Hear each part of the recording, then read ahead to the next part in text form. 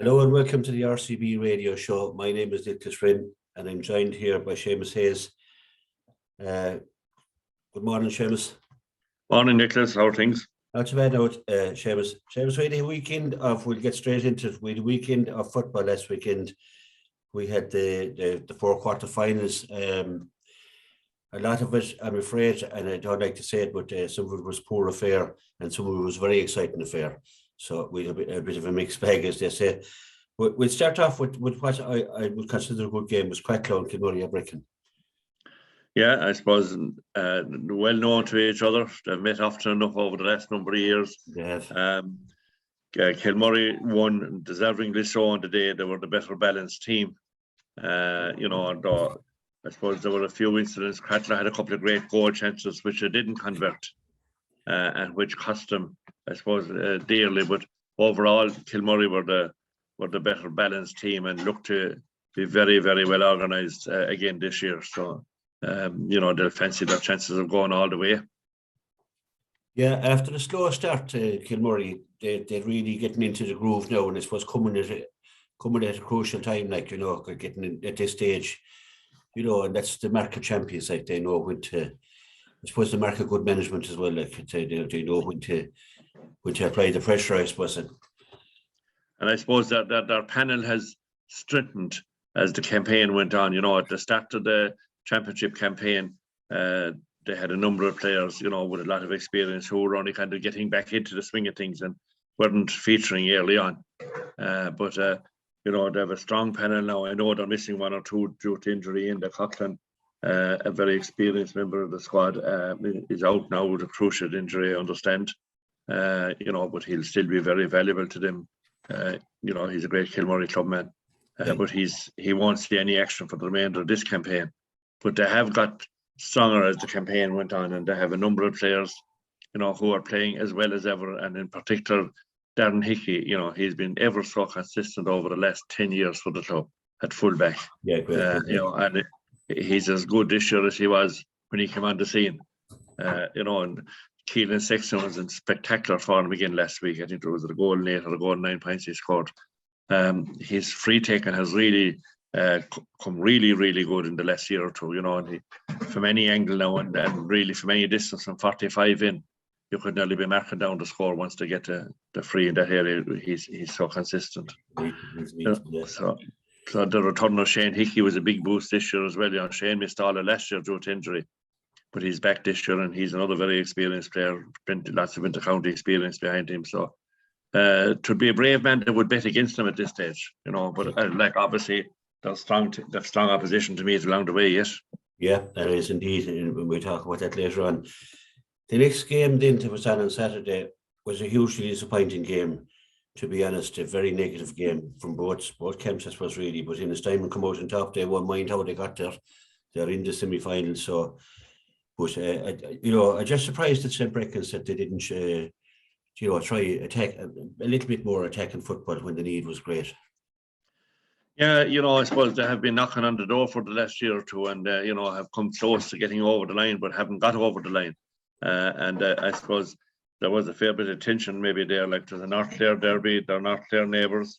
As you say, it wasn't a game for the spectator, to get any enjoyment out of it. It was very negative, it was very defensive. But again, as you say, in this time, and I'm going to be too worried. They got the result, which was the key. That was the object of the exercise, was to win the game and get through, and they did. It is remarkable, I suppose, in many ways, that the man calling the shots, if you like, and really dictating the play is probably the youngest player on the field, Brindy Ruin. And, he's really blossomed into a key player for the team. He directs operations, lines out, maybe in the forward line, but spends most of his time between midfield and defence, and equally good at scoring, and another very good free taker, has to be said. Very good free taker, particularly from efforts off the ground. But they're in the semi-final. They're up against Kilmurry. They've already beaten them in the group stage, so they'll take confidence from that. While Kilmurry will be, I suppose, Kilmurry will still have the favourites tag, but in this time have beaten them already, so they're not going to be, if you like, they're not going to be afraid of the opposition at this stage. I suppose in this time, they need to make a breakthrough. to justify all the underage success they've enjoyed over the last decade. At adult level, they need to make a breakthrough. You know, they got to the semi-final of the intermediate championship and went out last week to the favourite School of Clare. They're still in the junior championship with their third adult team. So there's a lot happening in that club, and a lot of players available for selection. So, you know, they won't be easily pushed aside. And, you know, semi-finals are there to be won, but Kilmurray will know that they can't take anything for granted when they meet him. Absolutely. I suppose the pivotal point in that game was David Fitzgerald very early in the game, making that run through in the early minutes and getting that penalty. So, you know, that kind of was the foundation for them, really, wasn't it? It was. In the very first minute, just straight from the throw-in, like they won the ball and he went through the middle, as he has shown so many times in the past year or two, in both hurling and football. That's really his forte, when he decides to go forward at pace with the ball in hand, and went through, gave the ball to a fellow team member, got it back, and, you know, was judged to have been fouled in the square, and Diarmuid Fahy converted, and it was a great boost to get in the first minute to go goal up, you know, against the side. Now Brecken's fought back and led 5 points to 1 with the half-time whistle approaching, you know, before Innes Diamond got a point. You know, they only got 2 scores in the first half, you know, I suppose, which isn't a great sign, many would argue, but they're still able to, the amount of possession they had, I suppose, is what it's all about, and they certainly had their fair share of possession in that game. They had indeed. So they're into the head now. So the next game up, I think, was undoubtedly the game of the weekend. It was just Splendid football. It's no consolation to Lissie Casey, but it was the game of the weekend, the game of the year, as far as I could see. Lissie Casey and Corofin, and they produced outstanding football, both teams. There was one moment in that game, Mikey O'Neill got a second yellow card, and for me that changed. Well, I won't say it changed the game, but I mean, you send the men off when the game was in the mental pot, and for the life of me, I can't see why he was sent off. No, maybe I'm wrong, but there didn't seem to be anything at all in it. Play continued, gone right over to the far side of the field, and yet the linesman saw fit to pull it back and to get men sent off. I thought it was a terrible decision. No, that was my view anyway. I'm not biased, you know, and I'm not. You know, I know referees and linesmen have a tough job and all this in the media at the moment, but they really need to get their calls right as well. Yeah, I'd agree. I don't want to be accused of being biased either, being a Lissie Casey man, but obviously it was a massive call, and I certainly couldn't see where the infraction occurred. You know, and Mikey was a huge loss. He was a lot in the play, and he was winning a lot of possession around the middle of the field. But being reduced to 14 men in a tight game, obviously gave the advantage to the other side. Now, I don't want to take away from Corofin. They were outstanding, and they have been very impressive all year long. You know, they won their Division 2 league to earn promotion to the Cusack Cup for next year, and in that Division 2 league final, they beat Lissie Casey as well. You know, but what you said at the beginning there, it was a most entertaining game. Some great play, some great scores on either side. You know, the Cahals, Mikey Kelly, for Corofin, Jamie Malone. You know, a great leader. Jamie is an inspirational leader. And anytime that it looked like there might be a bit of a lull, if you like, in Corofin's play, Jamie stormed through and did something spectacular. Just shows what the man is capable of. You know, he's a fantastic asset to the club. Then you had Aaron Griffin on the other side, who got some fantastic scores as well for Lissie Casey. But overall, I think Lissie Casey have to accept that Corofin were the better balanced team on the day and deserved their win. Now, that said, Lissie Casey had 1 or 2 great chances which they didn't convert, which might have made a difference. But overall, I think anyone watching it from a Clare football point of view, Colm Collins and any of his management team would have to be happy that they saw a really exciting game, some great young talent, and show players who will surely feature in the Clare squad in the coming season. Yeah, Robin Mounsey, 4 points, Gerard Kelly, 3 points, Dermot Cahill, 2, Gerard Cahill. they had the spread of Owen Devon there as well from free. So they had the spread of players and Jamie from midfield 1-2. So, you know, that's great to spread the scores around. You know, and in fairness, Lisa Casey had you know, the Griffins and in the Finucane and Conor Meany, Keane Meany, they all produced scores as well. Conor Finucane. Yeah, this case has some very good forwards. There's, I suppose, you know, there were a little slack maybe in some of the defensive positions, which proved costly on the day. But they have a day like a few of the other clubs in the country have a lot of good young players coming through, and they should be challenging strongly for senior honours over the next couple of years. You know, if they can keep those players together and if they stay around, there's a lot of good young talent there, and it's great to see. Like, you know, Corofin are still in 3 adult football championships. They have 2 junior teams still going strong. They're in the intermediate hurling semi-final this weekend, and then the junior hurling. They're still in the junior hurling championship. So there must be a great buzz in that club at the moment. And you know, it is a great reward for the people in charge of the teams up there that are getting these kind of results. And you know, if they can win it, 1 or 2 of those championships, it will be a huge boost and a hugely successful year. Yeah, absolutely. And there's no reason why they can't go on and win some of them titles. The next game up then, Éire Óg and Clonagad, and it was Éire Óg being county champions, were expected to win the game, and they did win the game. I suppose they controlled it. The goals really made a difference in that. I feel they got a goal either in both halves, and that really, you know, was the once they got that 6-point lead, 5-6 point lead, Clonagad just found it too, you know, it was just too big an ask really, you know. And Gary Brennan really, like, you know, he played a big part. He needed a little bit more help, I suppose. Yeah. They were depending hugely, I suppose, on Gary for the scores. You know, and the plan was, I suppose, to work the ball to Gary, and he was the finisher. You know, but Éire Óg seem to be playing very confidently this year. You know, they are the county champions, and they're living up to that title, if you like. They have a very set look about the team, you know, and they play without one key player last weekend in Kieran Russell, who's carrying a bit of an injury, and they didn't risk aggravating that injury, and because, you know, he's a key player with both their hurlers and footballers, and the hurlers will be hoping to take a step towards the title this weekend when they play the Bridge on Sunday in the semi-final.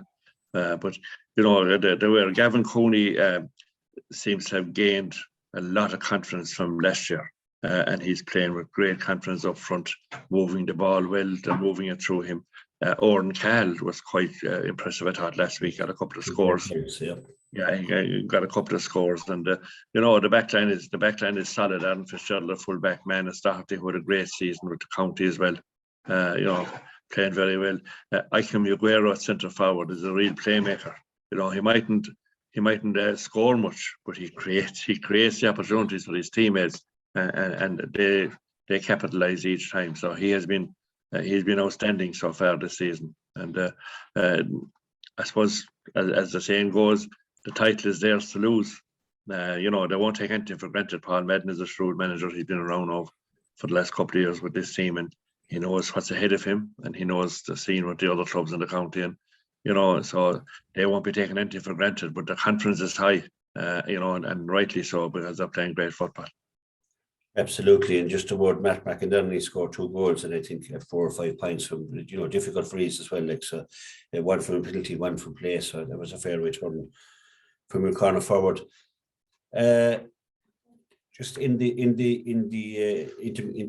intermediate, then it's down to the last 4 as well. So you had the battle of the Shannon second day out, Kildysart and Shannon Gales, and Kildysart overcame this time again, like, so. Yeah, Kildysart came through this time by 4 points and deservingly marched on. You know, and in that game, the Gales got a great start. They got an early goal to take an early lead, but you know, Kildysart were well focused and fought back well and took the lead and held it right to the end. And they now face the semi-final meeting this weekend against the Curries. You know, Curries may be playing from a small panel, if you like. You know, they wouldn't have great numbers, and that has been seen all year when they've played a lot of their games without being able to use a substitute because of the small numbers that they have and injuries and things. But that semi-final this weekend will be very interesting. There's no doubt, but that the Kildare would be favourites, but you're right off. O'Curry's at your peril here. Well, yeah. And on the other side, in Courtlaire have moved into the final after a good win over Steinman. Yeah. Fancied in the Steinman team, but Courtlaire, their confidence is growing. They're one step away from getting back up to senior ranks. They were disappointed last year when they were relegated, and they've been very well organised so far this year, and they're in the final. So it will be interesting to see how that pans out. But they seem to have a fairly settled team, captained by Pierce Lillis, who has a big couple of weeks coming up now with Ballyea and the senior hurling, and Courtlaire in his own intermediate football championship. So there's an awful lot to play for over the next 2 or 3 weeks for a lot of these players. Yeah. And the relegation battle then was Michael Cusick's and Coolmeen. That's right, and that went right down to the wire, went to extra time.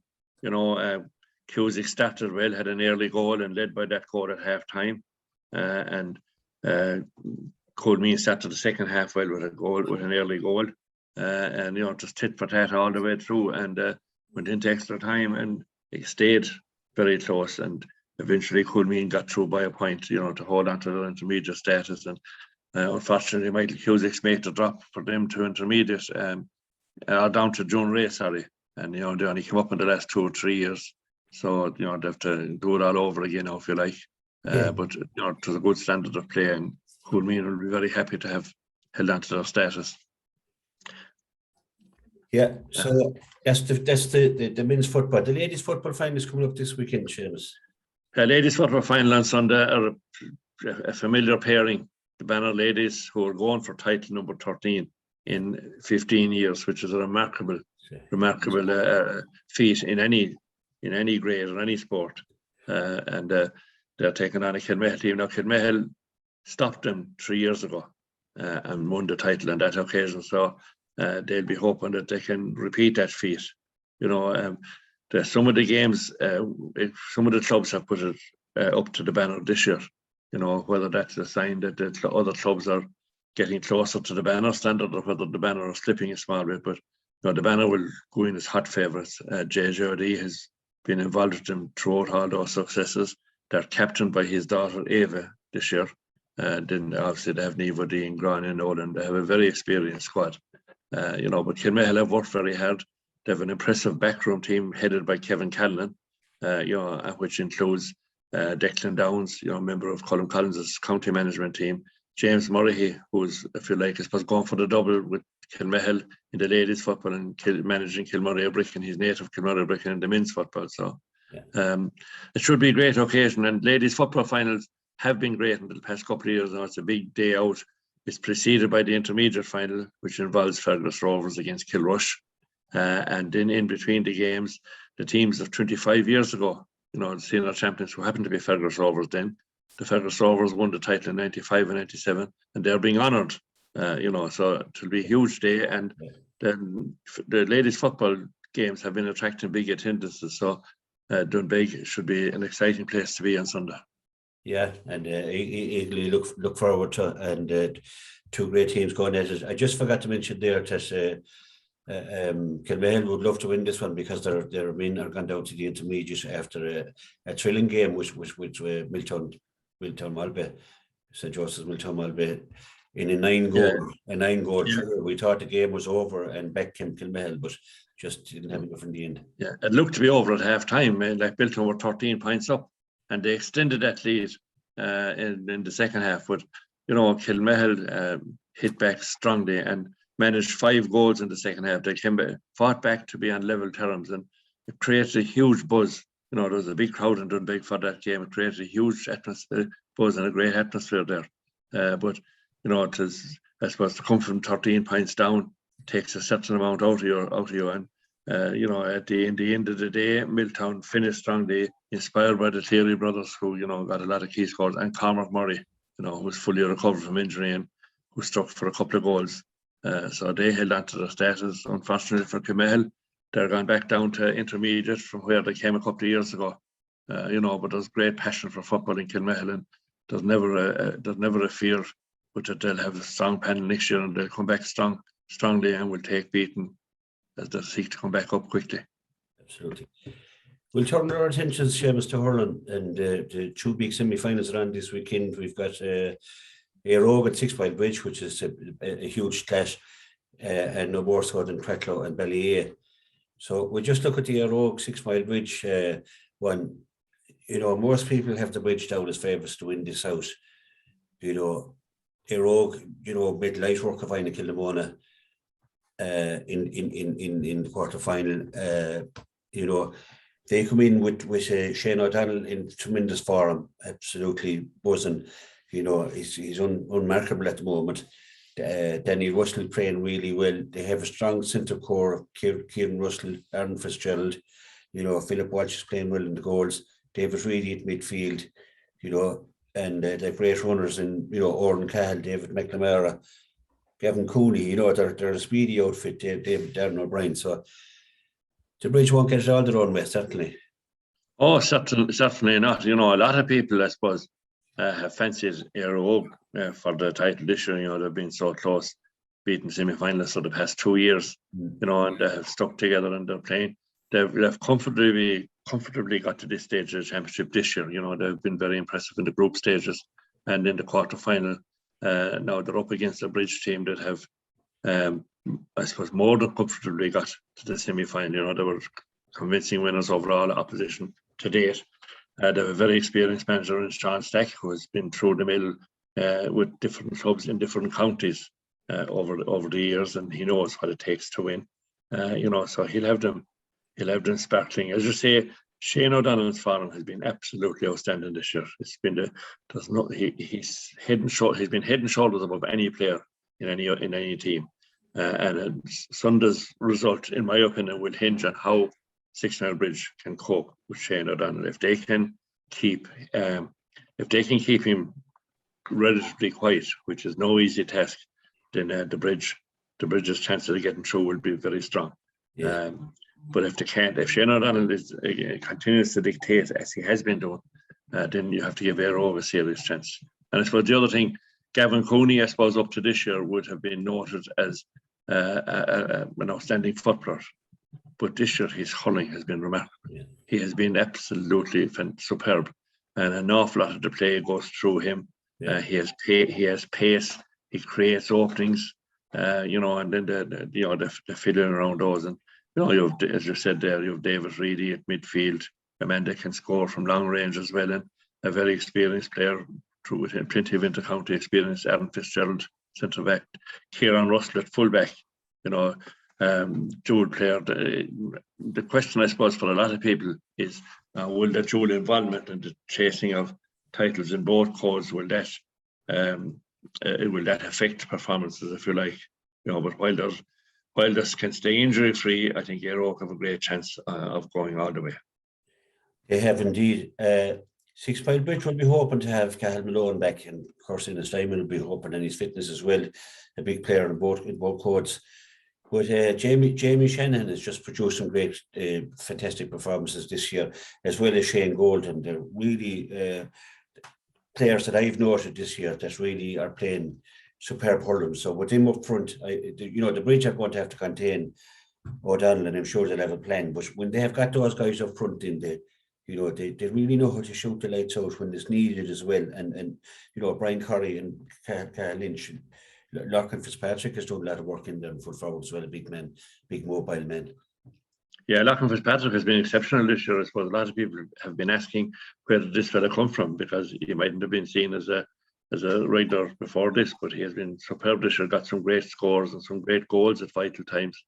I suppose discipline will have a key bearing on this game at the weekend, because, you know, giving away frees with Danny Russell for Éire and Jamie Shanahan on the other side, you know, you're handing the opposition scores really, because they have been absolutely superb on the free taking end of it. I suppose there was a lot of speculation earlier in the year that Jamie Shanahan mightn't get to play at all. You know, he's been troubled with injury, played no game in the league, but has played throughout the championship and has been remarkable. And I suppose the form of Shane Golden has been, I suppose, his best to date. You know, I know he's part of the county panel for the last number of years, and maybe we didn't see enough of him in the county scene, but he has really been sparkling for the Bridge this year. And he's been in great form, So Éireogh's defence are going to be tested as well with the level of forwards that the Bridge have. So it has the makings of a great game. I expect a big crowd in Cusack Park for this one on Sunday. And there's a great history between these two clubs. Some great games between them over the years. Absolutely, yeah. So big one to look forward to. And another big one then on Saturday, Ballyea, current county champions, and have been for the last few years. And Cratloe, who is not that long ago since they were county champions, but they'll be eager now with this team to finish off. Some of these, and I don't want to preempt anything, but some of them have been around a good while now. They're seasoned campaigners, and they'd love another county title medal as well. So that's going to be an intriguing game.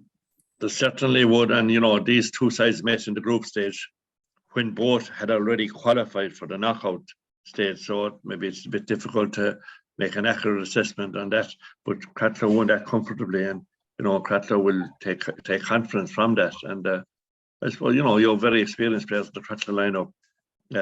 I suppose Podge Collins and Conor McGrath have been absolutely outstanding in this campaign. The fact that they were knocked out of the football last week, I suppose, will maybe, if anything, make them more determined than ever to keep involved in progress in this championship, because otherwise it'll be the end of the season for them. And a lot of those players are probably, I suppose you could say, moving towards the end of their careers. They've been around for a while. So there's a lot at stake. But to me, Ballyea have grown in confidence as this campaign has gone on. Early in the season, we were questioning if they could maintain the standard, and maybe they'll look vulnerable on an occasion or two. But last day out, they were very strong, and they seem to be getting stronger. Paul Flanagan is absolutely having an outstanding season in defence.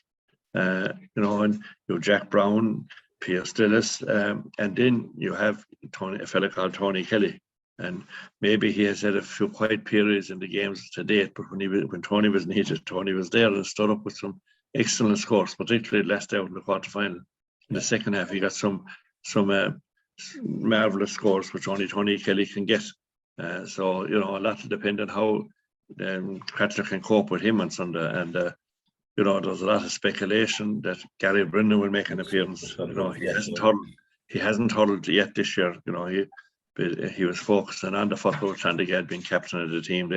Their season ended last Sunday, and I thought it was significant that last day out, he was on the sideline with Ballyea. He was the Hurley carrier, and he's a Ballyea man, and he's a huge part to play in this championship, and he was a huge part of the success Ballyea have enjoyed over the last couple of years. And if the rumours are true that he's in the squad for the weekend, well, that will strengthen their chances of victory. So I think the two semi-final pairings are really very exciting, and I'd say nobody will rule out any of the four teams of progressing at this stage. So I think that should make for two great games.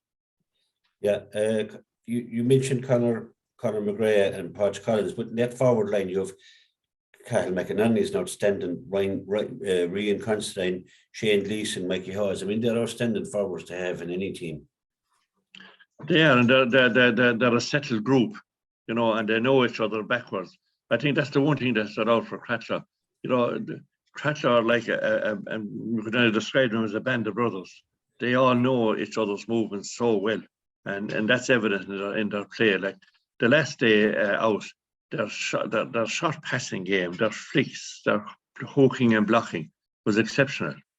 And that particularly in the first half. Now maybe they went out of it for a while in the second half, but they finished strongly again.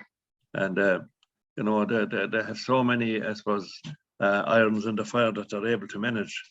And it's going to take a really good team to defeat them. And Ballyea would have to be in peak condition if they are to move a step closer to retaining the title. And Dermot Ryan is almost like a seventh forward. He's good for 2 or 3 points every game. He had 3 the last day, 3 outstanding points, as well as being, great defender. And 3 points in the second half, when they were needed, when the opposition was coming back at them, and got them at his ease from inside his own 65. and which is something he's able to do, I should say, quite regularly. Absolutely. So it's really an intriguing battle as well. Like, you know, you have two great semi-finals coming up. I think, you know, the full forward line there for Ballyea, Massey Gavin, who's really in great form, and Aaron Griffin in the two corners, and we all know what Niall Deasy can do. So, you know, there's forwards. It should be a great game because you have both of them have two good sets of forwards. Pierce Lillis, you know, Cahill O'Connor came up with a goal in the last test. So there's forwards there to excite. Like, so it's a really exciting prospect, these two games. You know, we really look forward to them anyway, Shems. Oh, it's certainly a really exciting prospect. It's an exciting weekend for all hurling followers on Clare, because you have two intermediate semi-finals that are mouth-watering. You have the Junior A hurling final, and you have a couple of key Junior B and Junior C games as well. So, you know, it's a huge weekend for hurling followers. And the sad part is, I suppose, there's so many games that it won't be possible to get to all the games for the average hurling follower. But there's some great fixtures there. Yeah, it's a huge weekend, as you say, and St. Joseph's Junior Bearfield are coming up against Éire Óg in the Junior A final. Yeah, in the Junior A final as well. So yeah, and you know, they're up against Corofin in the intermediate semi-final. Corofin are chasing a double with practically most of the same players that won the football last week. You know, and you have Tulla trying to get back up, seeing that they're facing a Sixmile Bridge team that's very experienced. And I suppose it is worth mentioning, Sixmile Bridge have 4 adult teams, and all 4 are still going in their respective championships. Senior in the semi-final, intermediate in the semi-final, Junior B in the final, and Junior C Premier in the semi-final this weekend. And you also have a minor final on Sunday in the park between neighbours St. Joseph's and Clooney Quinn. And I think fans should make a point of getting in early. Yes. You know, ahead for that game, because you know, there's great young talent coming through in those clubs, and that is the makers of a really cracking tie. And Corofin are in the Junior B semi-final against Tiny Kildemona as well as Simon Kilmaley. So that's right. That's right. So, yeah, but there's plenty matches, big matches out there, and some clubs' secretaries would be just right off their feet. There's so much going on. That's an aid. They'll be running from one venue to another. You know, like Joseph's have 2 big games to have, and 2 big games under the bridge. Same way, 2 Saturday, 2 Sunday. Yeah. You know, the times are staggered to facilitate their fans, but you know, for officials involved in those clubs, to just eat the dinner early, as the fella says, and move on and be out for the day. Yeah. We had a bit of breaking news there during the week, Seamus. Do you know anything about this Joe Hayes character who's joining the football backroom team? Have you any insight? I've come across him once or twice. You know, so yeah, Colin Collins seemingly has finalised his backroom team for the year ahead, and Joe happens to be a part of it. I suppose. Look at I do know that he's very committed to Clare football. You know, having spent 13 years as part of the panel, you know, and attending games since he retired at every opportunity. So I suppose from that point of view, it was always likely it's going to happen. Yeah. You know, and you have Paul Carson coming back in as team coach. He was there for 2 years, a couple of years ago, and departed, I think, to concentrate on studies. He was doing some additional studies, and now has come back in. You know, and Mikey Kiley.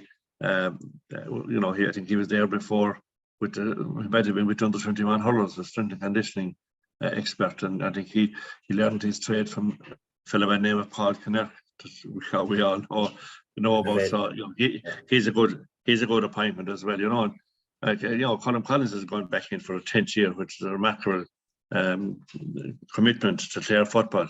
So you know, he wasn't going in without you know, working hard to put a good background team together, which he has done. And you know, Enda Coughlin, who spent many years leading the line, I suppose, on the playing field for Clare, continues as a selector, as does Declan Downs. You know, and they've been with him for the last couple of years, and they know Clare football inside out. So I'd be very confident of another good season ahead for Clare football. You know, even though I suppose will be the stiffest test to date in Division 2, with the level of the opposition that they're going to be coming up against, which includes Dublin, and there's a mouth-watering prospect of getting that game at home in the league, which would bring a big crowd to Cusack Park if Dublin are coming down here. Absolutely. You know, but all the games in that division are going to be very, very tough. So, you know, I suppose it just shows how fast, Rise, how fast time is going, that we're nearly around to that time of the year again. The club scene is drawing to a close, and I suppose inter-county training will be commencing in the not too distant future, and all of these fellas will be back in action and putting their plans together. Yeah, it's great to see Joe involved, Joe Hayes. I mean, the one thing, when I heard it, he's a leader, like, and he showed that when he was playing Goats. He's a leader, and that's what you need, I think, in a setup like that. So he goes in amongst leaders, obviously. So very best of luck to Joe in his new appointment. We're delighted to have him on board. So it's really something to really look forward to now. Once the championships are over, and that we'll be nailing down teams and looking at who's coming in and changes and all that. So it's exciting times ahead, and we look forward to it. Seamus, as usual, thanks for your insight. Thanks for coming on this morning. I think we've covered most everything that we needed to. I know there's a big Camogie final coming up, and we'll get to that next week. We had 2 great semi-finals in the Camogie the last weekend. Kilmaley, Bownoush, and Kilnamona, Bownoush. So the 2 teams are in the final now, and we'll have a closer look. So thanks very much, Seamus, for coming on, and we'll leave it there. No problem. Thanks, Nicholas. Thanks. All right. God bless. Right. Talk to you. See you over the weekend. Okay, cheers.